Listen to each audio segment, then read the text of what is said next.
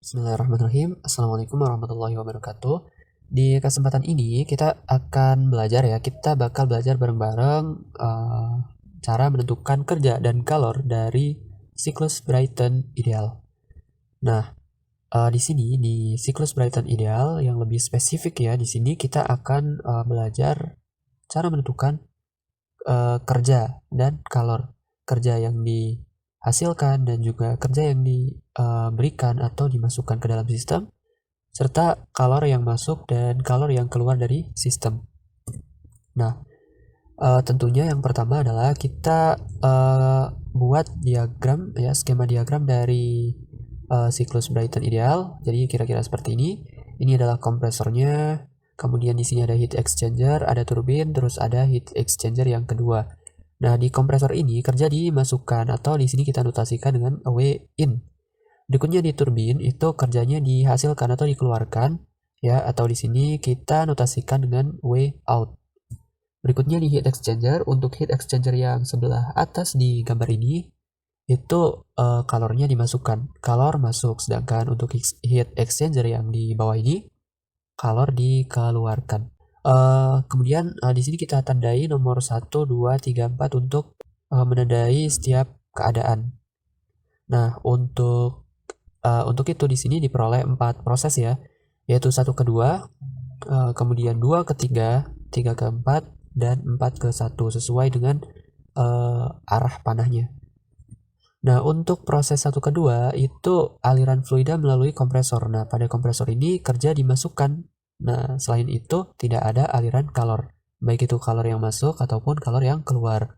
Berikutnya, proses dari 2 ke 3, aliran fluida itu melalui heat exchanger. Di dalam heat exchanger tidak ada kerja dan di sini kalor dimasukkan atau plus key in ya. Ingat bahwa perjanjian sebelumnya bahwa untuk kalor yang masuk itu kita tandai dengan tanda positif, sedangkan untuk kalor yang keluar itu negatif. Lanjut untuk proses 3 ke 4 itu berarti aliran fluidanya melalui turbin. Nah, di dalam turbin ini kerja keluar ya, sehingga di sini kita notasikan positif W out. Dan di turbin ini tidak ada aliran kalor atau Q sama dengan 0. Nah, yang terakhir dari 4 ke 1. Nah, di sini aliran fluida itu melalui heat exchanger. Melalui heat exchanger, sehingga di sini tidak ada kerja yang dihasilkan, tidak ada kerja atau W sama dengan 0. Dan di sini kalornya dikeluarkan atau kita notasikan dan kita tandai dengan negatif, menjadi negatif Q out. Oke, nah kita masuk ke ideal Brighton cycle ya. Yang mana ideal Brighton cycle itu merupakan suatu kontrol volume. Nah, kita akan mereview untuk setiap bagiannya, yaitu untuk yang pertama itu berarti aliran fluida melalui kompresor, Nah, di sini kita menggunakan persamaan kontrol volume, yaitu dE per dt kali 1 per m dot sama dengan Q dot per m dot min W dot min m dot tambah energi yang masuk tiap satuan massa dikurang energi yang keluar tiap satuan massa. Nah, untuk energi yang masuk bisa kita tuliskan dalam bentuk m dot kali H in atau entalpi yang masuk ditambah V in kuadrat per 2 atau kecepatan alir masuk dikuadratkan per 2 dan ditambah dengan GH in, dimana H ini adalah ketinggiannya. Oke.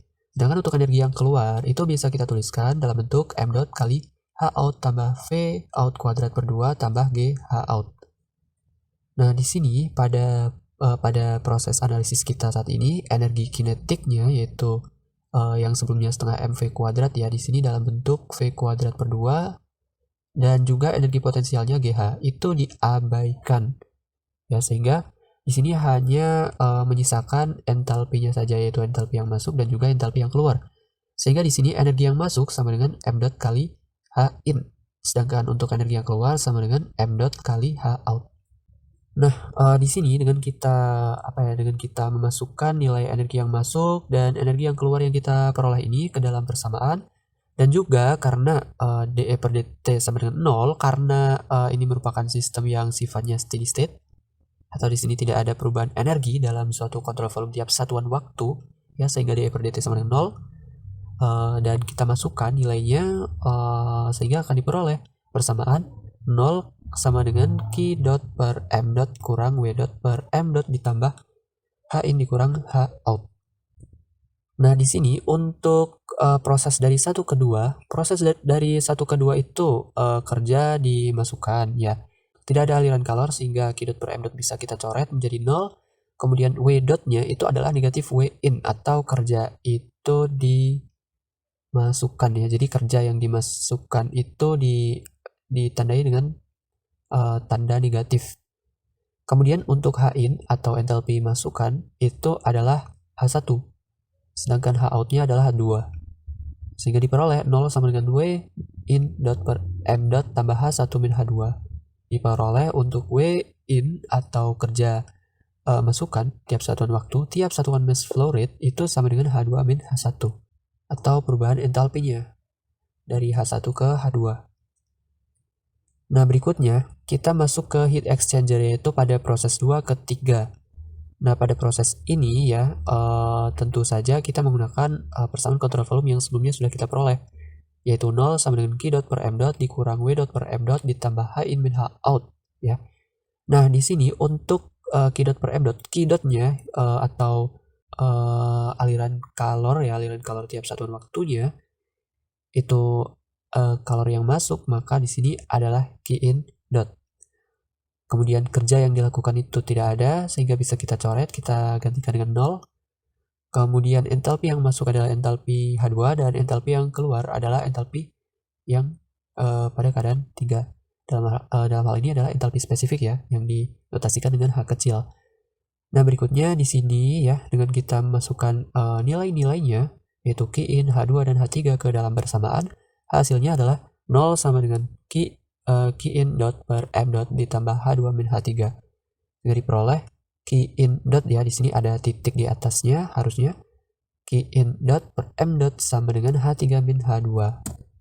Berikutnya proses dari 3 ke 4 ya, dengan menggunakan rumus yang sama dan kemudian kita coret karena di sini aliran fluida itu melalui turbin. Di dalam turbin itu tidak ada kalor yang masuk sehingga Q dot per M dot itu kita coret diganti dengan 0, dan di sini di dalam turbin itu kerja dihasilkan atau kerjanya keluar sehingga untuk W dotnya bisa diganti dengan positif W out dot dan per M dot ditambah H in-nya itu diganti dengan H3 dan H outnya itu diganti dengan H4.